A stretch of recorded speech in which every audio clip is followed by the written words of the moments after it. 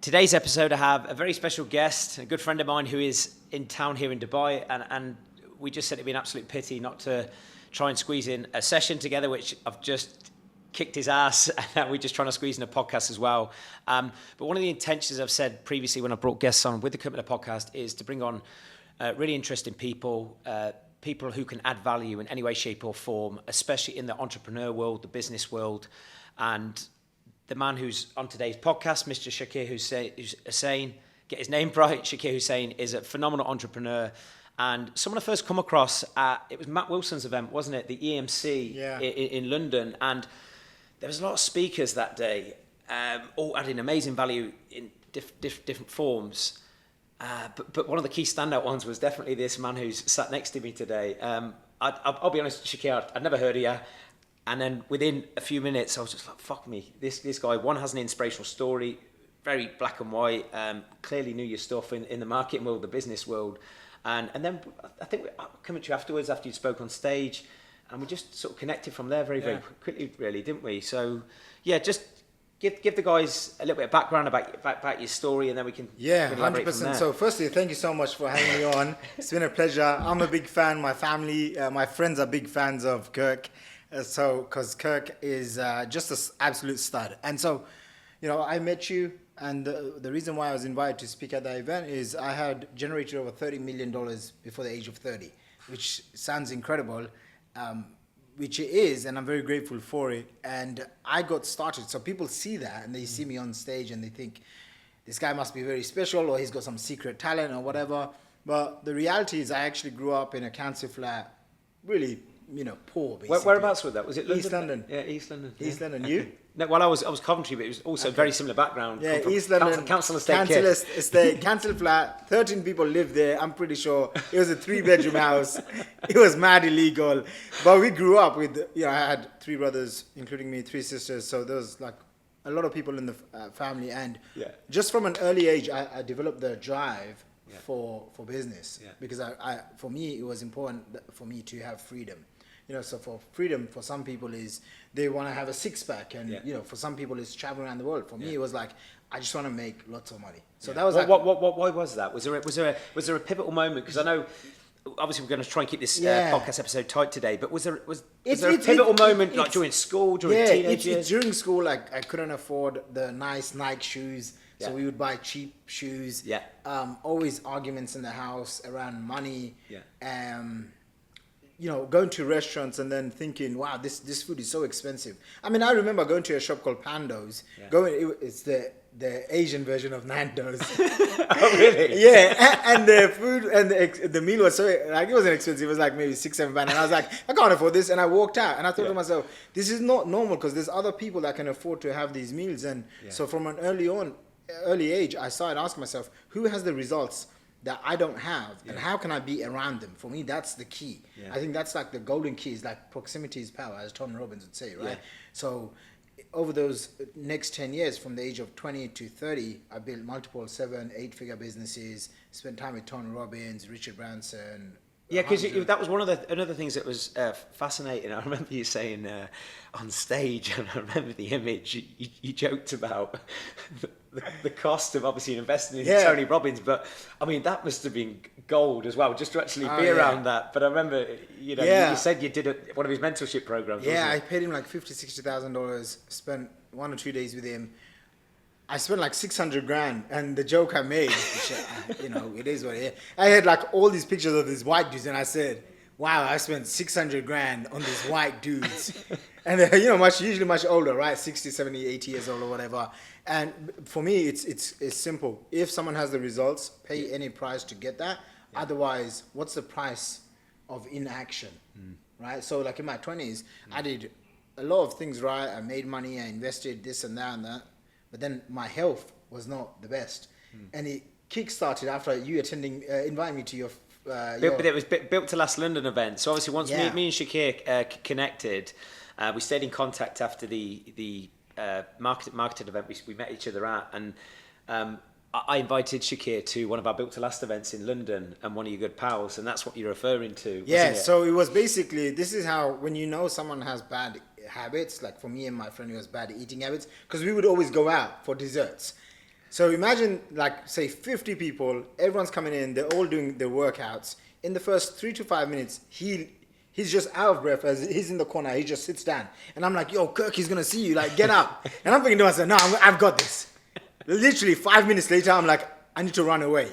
And I look at everyone. No one else was on the floor except for my friend and me. And I'm like, I can't have Kirk see me. And it was like one of those embarrassing moments, even if we're friends and stuff. It's like I don't want to be embarrassed in front of my friend, you know. And I ran to the changing room and I just sat down. And for like 10 minutes, I think I was just like, you know, my head against the wall and stuff. And I was just like, yo, this is not good. I need to make some changes. And then 10 minutes later, I came and joined. Yeah. And so that was like, this is not good. Like both of us are, you know, 8-figure entrepreneurs. We have businesses, employees, blah, blah. Why are we the most, you know, not fit? And then you invited everyone and you paid for everyone's food, which was really generous of you. And during that meal, literally everyone just worked out. Everyone's ordering healthy food. And then there's 2 croissants. And me and him are the only one with croissants. And it was just like, And then we had that, you know, one of us, I can't remember who it was, but it was like, oh, it's here, so we might as well eat it. And so we ate it. And then we looked at everyone else. Not a single person ordered. Yeah. And I was like, yo, this is it. Like, we look at us. We're in our 30s. We need to make changes. And, dude, that was like, for me, you know, you see I hire coaches, nutritionists. Yeah. I've got 2 trainers here in Dubai. You know, I go extreme and over the top. But that's my obsessive nature when I want to commit to something, right? But the main trigger point was your event. Yeah, so a great takeaway from that for anyone listening is, and look, there's no judgment on what Shaqir's just said. If anything, I really admire that because everyone has different emotional thresholds, don't they? Emotional thresholds, whether it's to do with pain, to do with business, pain to do with body.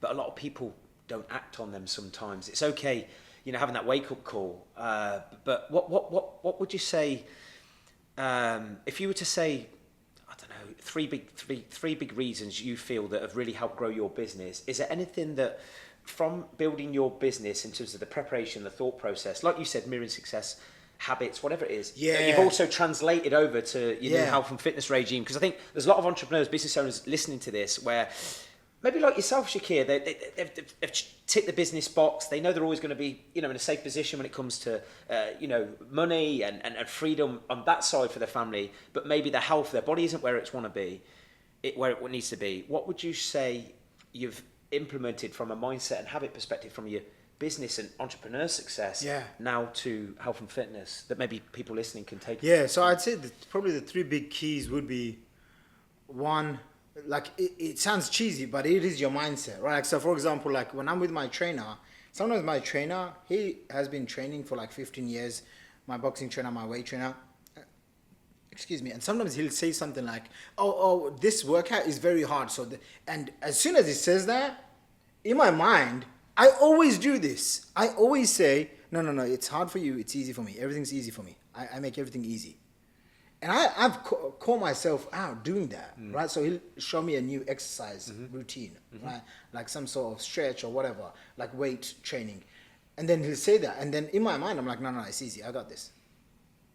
So you read that, you know, that self-talk, that's what I find a lot of people don't have. They don't have positive, empowering self-talk because they're afraid of what people are going to judge, how they're going to see, how they're going to be seen, how they're going to be heard.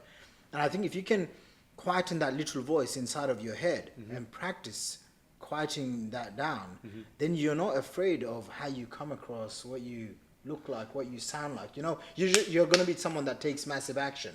So I think that's the basic language, because as we know, and I know this is talk about a separate podcast about this, language shapes beliefs. It shapes how far you can or can't 100%. Go. And would you say that has also played a part in your business as well? Because if you've come from a council estate background like myself, and maybe a lot of people listening to this who are not where they want to be, or at some point they weren't where they weren't where they wanted to be, they've had to push through limiting beliefs at some point. So with obviously your business, obviously you've achieved enormous success, but when did you first have to have that conversation with yourself, maybe in your 20s? Like, when did you realise, like, or who maybe influenced you on that part, or what did you do? I remember there was a guy called T. Harv Eker. Do you know T. Harv Eker?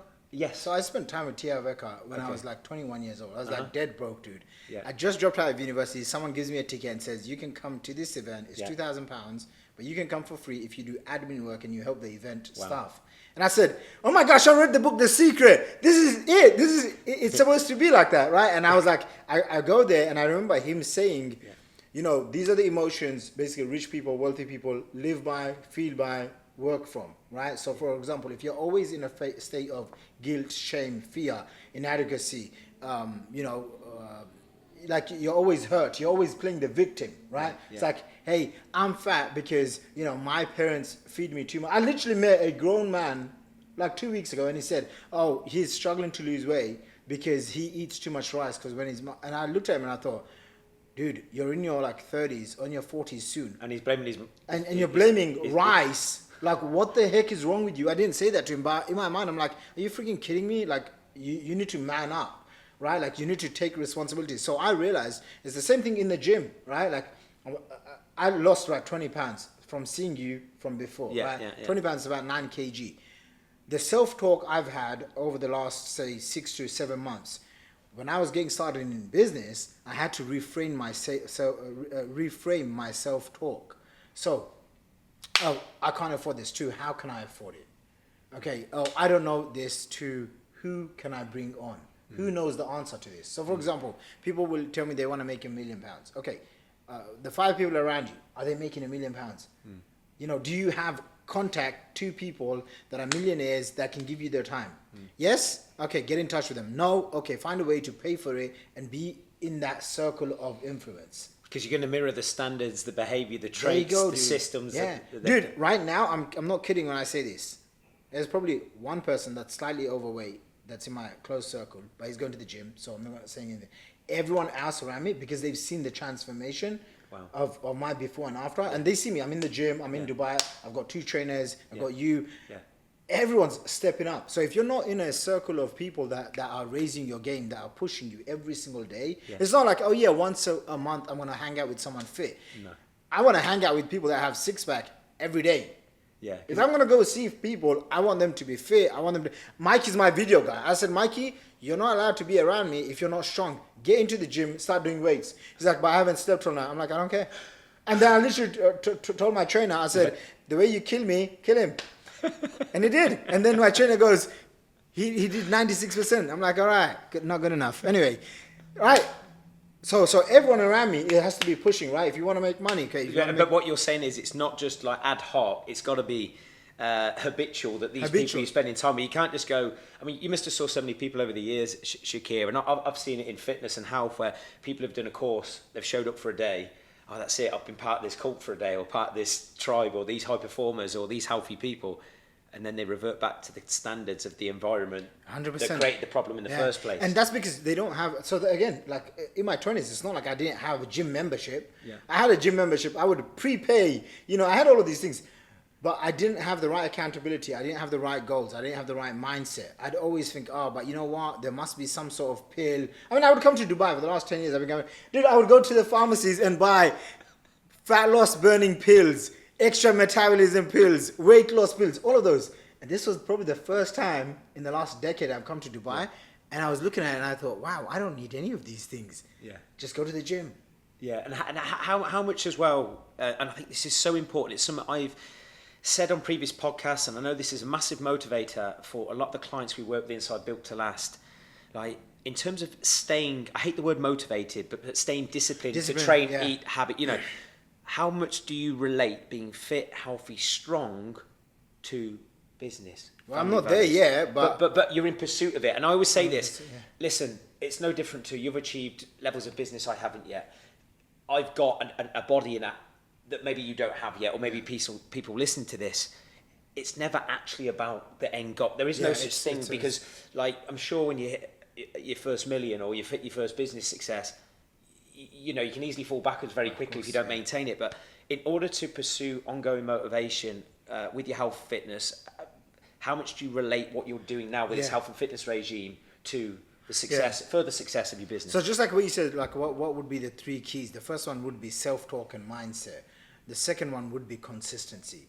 And it's just like the gym, right? In my 20s, I realized, wow, I was never consistent because I'd always be traveling and then I'd fall off the cliff. Okay. So in business, one of the reasons why, you know, all praise to God, one of the reasons why I had some success in business, and I still do even now, you know, my brands, funnels.com, wealthacademy.com, these have become very big 8-figure brands, is because I've been consistently showing up.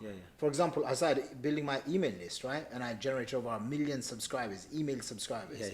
And I would email them every single day for like the last 8 years consistently. So it's like consistency wins all the time. For me, what I've seen is if you can, most people have it, right? So for example, I pray 5 times a day as a Muslim, right? So that discipline, I've had it all my life, right? So it's not that I don't have discipline. It's I didn't have discipline when it comes to eating and working out. Does that make sense? Yes. So when I look at the last, say, 10 years, I'm like, okay, I've got discipline in my areas of prayer. I've got discipline in my areas of business. How can I take that discipline and now put it into the area of fitness? First one, I don't like going to the gym. Of course, in the beginning, when you're really fat, like I was close to, I can't remember how much, like 94, 95 kg. Now I'm around 80 something, 85. So when I first, like, you don't like it. So that means do the hard things that you don't want to do. So I would train myself, hey, just go to the gym. And my trainer said to me, I remember, he said, when you come in, if you feel overwhelmed, I said, man, I feel overwhelmed because I compare myself to that one guy that's got a 6-pack. And he's like, no, what you need to do is just fall in love with one machine. And I was like, what is it? And he said, try boxing. And that was it. So I would go to the gym every day thinking, I am just going to box, nothing else. I was so hesitant to even lift any weights. I remember first time I lift one of those, the chest press. Dude, the bar, I was like this. But then through consistency, through practice, I got better and better and better. And I think that consistency, you have it in your life somewhere. Yes. Even if it's 100%. eating bad food, you consistently eat bad food. You get it? Yeah. And then adding on accountability. So for example, me and my wife have a deal, which is I'm not allowed to have desserts or I pay her £100 fine. So you create leverage, you create emotional leverage. I create leverage. It's something you don't want to do. And I'll tell you, because for about 2 weeks I didn't touch a dessert. And then one night I go out and I'm thinking I'm so smart. I find frozen yogurt. So I'm like, that's obviously not this dessert. So I get that and then I have a boba tea and I'm like, it's just a tea. So when I went home, I said, you know, I had these 2 things, but I also ordered all the toppings and extra sugary chocolate. And she goes, those are desserts. You owe me £200. And I was like, okay, fine, I'll wire it. She goes, no. It's in your pocket. Give it to me in cash. And I pulled out a wad and I counted it. And I was thinking to myself, no dessert is worth 200. I've been here in Dubai, dude, not a single dessert. Because my friends, you know, I really like to surprise my friends with cakes and stuff. So I had a fresh cake made. You didn't touch it? I didn't touch it, dude. Everyone had it. I didn't touch it. How good does it feel, though? Because, again, I want this to relate to the people listening. I just think to myself, Kirk would be so impressed with me. You know, one of the great questions that I said, and like, cause you can, for anyone listening to this, there are some people maybe not where they want to be in body, and there's some people maybe not where they want to be in business, but I know one of the things, and I know you were really powerful with this on stage, Shaqir, and for me, it's what a lot of high performers do, is they ask themselves better questions. And one question that I ask myself sometimes, you know, if you don't want to do the hard yards while you're trying to build your business, and we've also preached this question to people in our Built to Last program in terms of body, what would someone 10 times more successful than me do? It's the same on health and fitness. When you are deciding whether to train or not, or eat the healthy food or not, skip the dessert or not, say no to that alcohol, ask yourself, what would someone 10 times fitter, leaner, stronger, more confident do, choose, or say in that situation? 100%. Sometimes I have that voice of you in the back of my mind, you know, and I think to myself, oh, what would Kirk do here? No, that's what you got to do. Just I know, because we want to keep this tight today, Shaqir. What would you say your biggest lessons were, like for any like business owners, entrepreneur listening to this? Because even though I want this health, fitness mindset, for me, I just want to pack as much value with the relevant people when they're on this show. What would you say, knowing what you know about business, for example, you would just make this about business. your biggest lessons that you think, if knowing what you do now, what would Yeah. you have done earlier or stopped doing, or what were your biggest lessons? Yeah, that so you- mine is obviously a little bit more different than most people, because sometimes people in their 30s and 40s and 50s realize that they need to stop caring about other people. Okay. I was very blessed. I was selling in the streets of Sunday Market in Brick Lane, dude. I was 15 years old. I could not care less how many people said no to me. You know what I mean? So I was selling and getting rejected and hearing the word no, no, no, non-stop since I was a kid. So I'm okay if lots of people say no to me, because I only need one person to come here and check, get it. you know, for $100,000 for one of I my get it. products, right? I'm good. So in that sense, I would say probably the number one skill to learn, whether it's in business marketing, is sales, without a doubt. Like, you have to be able to sell yourself, your products, your services. And I believe in my stuff. You should believe in your stuff too. You believe in your stuff. You should have high ticket programs that, you know, whatever they range from. Ask yourself, who are the people that charge the most in your industry? Because you have 10, 25 years of being fit, ripped, to solve a problem. to solve a problem, But right? people have maybe spent Of years course, going on and shitty the trainers. right Yeah. person. Yeah. Like, for example, you live in this really fancy apartment in this building. It's basically filled with high net worth people, right? Yeah. And you live here. Like, think about, they have problems. How much would they be willing to spend to get rid of that problem? I don't know if you noticed. I mean, I'm still sweating from the workout that we did with Kirk. And I said, man, it doesn't matter. It doesn't matter how my hair is. We're still gonna do this. But how many people downstairs that you saw out of shape? Yeah. I saw them because they weren't looking at me. They were looking at you, training me. And I thought, wow, that's a potential client. That's a potential client. That's a potential client for Kirk, right? Like, these people that live here, they could afford to pay you a premium to get into shape. So you have to ask yourself, and people listening, is who has a problem that you can solve for a profit? That's all entrepreneurship is. If you don't make enough money in your business, that means you don't solve problems for people. If you now think to yourself, You're actually doing yourself a disservice. of course, if you now think to yourself, I need to go and solve more problems for more people, right? The more problems that you solve, the more money that you're going to make. So ask yourself, this is a question that I asked myself, because in the beginning, I wanted to make lots of money, right? Yeah. Like with everyone in business. But then the shift happened when a coach, I'd invested like 20 grand, and he said to me, you need to become a leader. And I thought to myself, dude, I live in East London. I don't care about leadership. Like, why are you telling me to become a leader? And he said, only leaders make money. And I said, okay, I'll be a leader. And he said, leaders make money by solving other people's problems. So you want to make money, you have to ask yourself, how can you solve more problems? And then what's the system, what's the funnel, what's the process that you can use to attract those people to come to you? Attract lots of them, qualify them through different funnels, different processes, different content, and then get them to apply with you, to work with you, to get them to buy your supplements, your weight loss products, your business, your make money, whatever the case is. And once you understand that, it's like traffic is people, conversions is essentially how people convert from a stranger into a customer, and that's your money. And if you can focus on adding value to other people and then finding ways to leverage it, value multiplied by leverage, that equals wealth. And power of wealth is you're solving people's problems, and money is a byproduct of that. And once I understood this, and I got it, all praise to God, I got it at 15, 16 years old, I never had to get a job. I've never had a real job, actually. Just that simple formula of how can I solve problems? How can I be solve really, problems? really good at solving that problem. Yeah. Be the commodity. Be the main man in that field, and go. Position myself with authority, with credibility, you know, with realize, okay, people in my industry, they like Tony Robbins and Richard Branson and Grant Cardone and Russell Brunson. Okay, let me go and spend time with these people. But not only that, not just spend time, and that's where, as much as like Shaqir's just saying there, and that's where I make no apologies for. I'm not a budget trainer because I've paid my dues. I've also spent thousands on mentorship on traveling. You've done the same. Course, I mean, if you were to accumulate probably how much you spent on mentors and programs and courses and planes, I mean, you're talking millions. I mean, just in buying coaching and programs, over 700 grand. I mean, like excluding everything else. And Mike has been with me.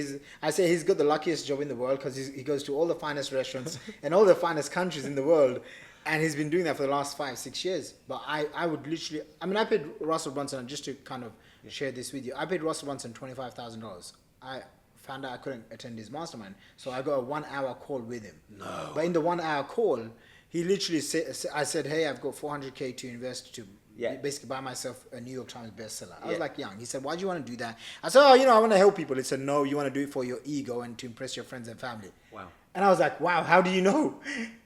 And then he goes, because I did that. And it's not worth it. So save the 400 grand. And I'm like, I remember putting the phone down. I thought, wow, that was 25 grand well spent. So also how you just said, like, what's that key quality? What I've seen is once you understand basics of sales and marketing, then it's just about speed of implementation. How fast do you learn something? And then how fast can you execute?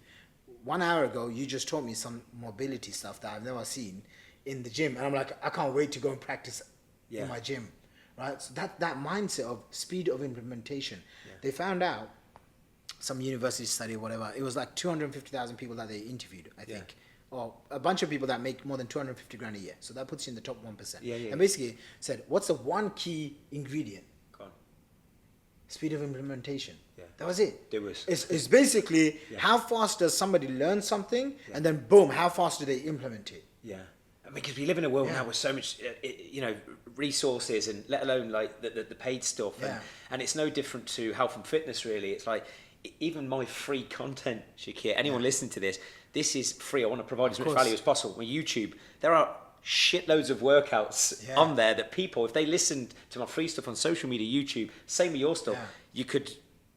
I know they could build a great body, but obviously people need accountability and structure, which our clients get, of course, and we love delivering on that. But whether you've got a paid relationship or free stuff, a lot of people talk about what they're going to do instead of just following through. So I know we're extremely pressed for time now, because I know you've got to shoot for another meeting. But what would you say to any just as a final sort of takeaway message to anyone who isn't quite where they want to be personally, professionally, physically?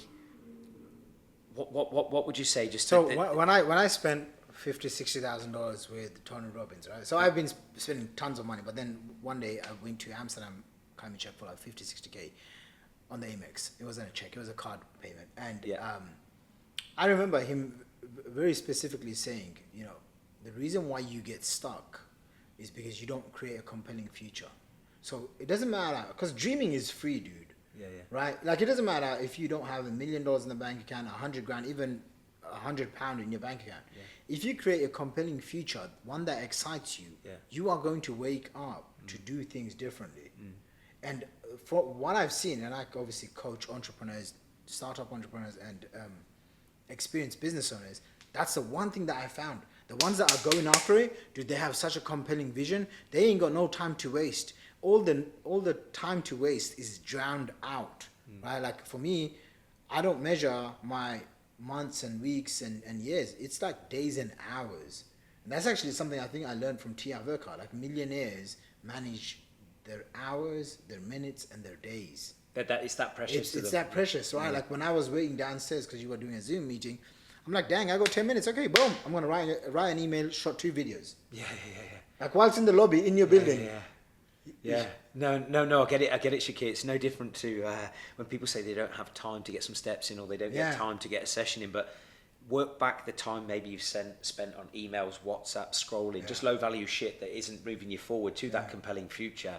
It's staggering. And it's just the excuses that people say to hold themselves back. So if you can identify and sometimes even write out the excuses. I have a student of mine right now. He drives the Uber, and he's always in the Uber, but he says to me, man, I listen to your podcast and all these podcasts and different types of guys and people that he listens to. And I'm like, dude, in 6 months or 12 months time, you're going to be a different person. That's what it is. The results that you have right now is only a direct reflection of the decisions and thoughts that you've had over the last 6 months, 6 years. So if you change them now, the next 3 months, 6 months, 6 years gets to change. Amazing. Guys, we're going to have to wrap this up now because I know he's got a meeting, but where can people find you, Shaqir? I'm easy, funnels.com and Instagram, Shaqir Hussyin. Links, Kirk can stick them in there. Other than that, guys, appreciate your time. Thank you very much. I hope you guys got some value out of it. And definitely follow this man. We'll do that again, 100%. 100%. Thank you so much for your time. And guys, as always, feel free to drop either of us a comment if you have any questions. I know Shaqir is very open on his social media channels, and I really appreciate your time. And guys, we'll see you next time.